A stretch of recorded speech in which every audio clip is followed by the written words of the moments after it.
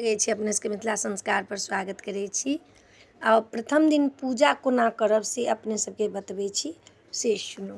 देखियौ, पाठ जे करब तऽ पाठ करैके विधान केना छै जे अहाँ श्लोक नहीं पढ़बै आ एहि कातसँ एहि कात दुर्गा सप्तशतीके पाठ करब तऽ संधि पाठ भेल। श्लोक पढ़ि कऽ तखन जे अहाँ पाठ करबै तऽ एकावृत्त भेल, ओ जे भेल संपूर्ण पाठ भेल।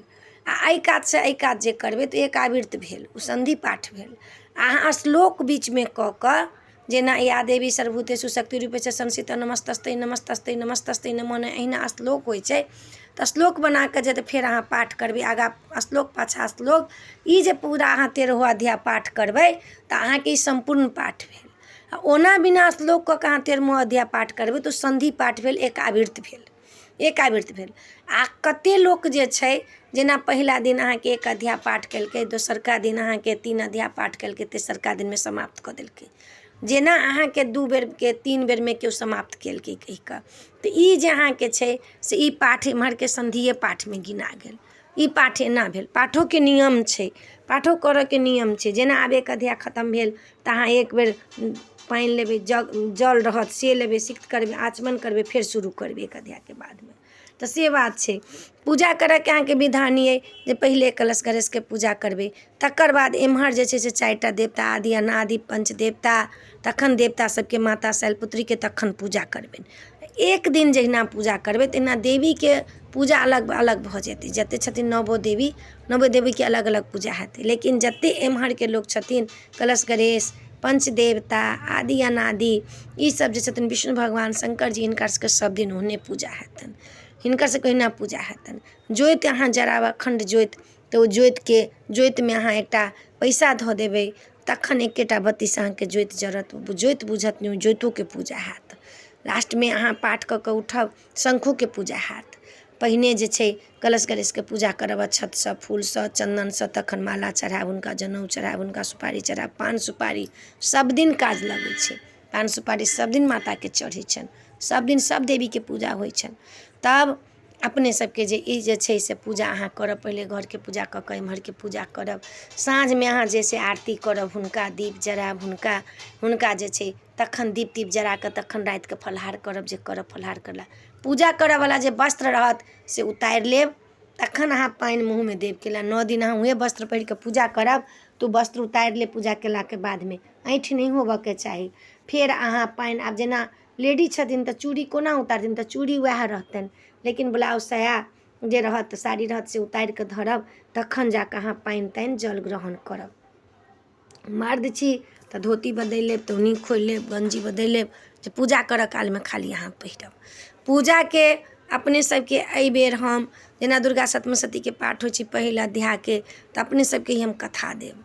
कथा हम सब दिन देब अपने सबके लेल। हम सब ई कथा जे अहाँ सुनब तऽ ई कथासँ 7 युग 7 जन्म तक अहाँके ई हृदयमे वास करत।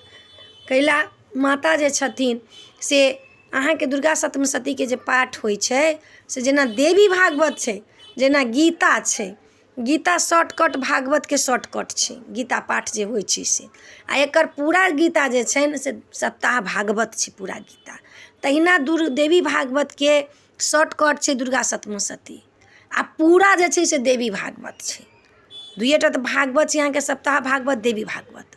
तऽ अहाँके जे ई जे छै पुराण तऽ 18टा छै, पुराण अहाँके 18टा छै। ओहिमे देवी भागवत, ई अहाँके सप्ताह पुराण सब अबै छै। मार्कण्डेय पुराण अबै छै अहाँके, गरुड़ पुराण अबै छै अहाँके, स्कंद पुराण अबै छै अहाँके, बहुत पुराण अबै छै, 18टा पुराण छै। लेकिन देवी भागवत आ सप्ताह भागवत। आब तऽ देखै छियै जे इहो जे छै शंकरके श्रीमद् भागवत जे छथिन से अहाँके शिव पुराण अबै छै, गणेश पुराण अबै छनि, सब पुराणेमे अबै छै। शिव पुराण आब सेहो लोक कहै छै, लेकिन देवी भागवतके सप्ताह भागवतके बेसी लोक विख्यात करने छलै। आब शिव पुराणके बेसी विख्यात सेहो कऽ देलकैए। तऽ ई शॉर्टकटमे देवीए भागवतके छी। तऽ अहाँ जे ई हम कथा देब आ सुनब तऽ अहाँ सोचब हम देवी भागवत सुनि रहल छी। आ देवी भागवत सबके बसके नहि कराबऽके छै, कतला तऽ 9 दिनके भागवत होइ छै, आ बड्ड खर्चा लगै छै। कैला हमसब करेने छी, बड्ड खर्चा लगै छै। तऽ ताहि दुआरे हम अपने सबके कथा जे देब, अपने सबके रिक्वेस्ट अइ जे कथा दियौ, कथा देब तऽ अपने सब पूरा कथा सुनब। हमरा आधा अधूरा कथा सुनि कऽ नहीं छोड़ब। तऽ पहिला दिन के कथा देब, दोसर दिन के कथा देब, तेसर दिन के कथा देब, चारिम दिन के, पाँचम दिन के, जहिना जहिना अहाँके समय बढ़त तहिना तहिना कथो के अहाँके से समय बढ़ल चलि जेतै, बड़का बड़का कथा होबऽ लगतै। तऽ ताहि दुआरे अपने सबके पूजाके दोसरमे अहाँ पूजा जे करै छी, आब नहि पाठ करब संस्कृतमे, हिन्दिएमे अहाँ पाठ करू। ओहिसँ नहि हैत अहाँके तऽ हनुमान चालीसा पाठ करू। अहाँ जे छै से अबै छै ने काली चालीसा अबै छै, दुर्गा चालीसा अबै छै, ओसब पाठ करू। नहि संस्कृतमे दुर्गा सप्तशतीके पाठ करला शुद्ध नहि होइत, उच्चारण करला क्षमा प्रार्थी ओना लोक माँगि लै छै। केहन केहन दगिजके नहि होइ छै शुद्ध करल, क्षमा प्रार्थी लोक माँगि लै छै। नहीं हैत ओसब पाठ करऽ तऽ अहाँ दुर्गा चालीसा पढ़ि लिअ, काली चालीसा पढ़ि लिअ, हनुमान चालीसा पढ़ि लिअ। हनुमान चालीसा सबसँ उत्तम चालीसा छै, ओ पढ़ि लिअ आ पढ़ि कऽ पूजा करू। लेकिन हृदयसँ पूजा करू, माता रानीके पूजा हृदयसँ करू। अहाँके हम बतायब आरो जे किछु छूटल फूटल रहत सेहो सब हम सब दिन अहाँके बतायब, लेकिन कथा सब दिन हम अहाँके देब। तऽ नीक लागत एहि वीडियोमे इएह अइ। नीक लागत तऽ चैनलके सब्सक्राइब करब, लाइक करब, कहऽके नहि बिसरब। जय मिथिला, जय माता दी।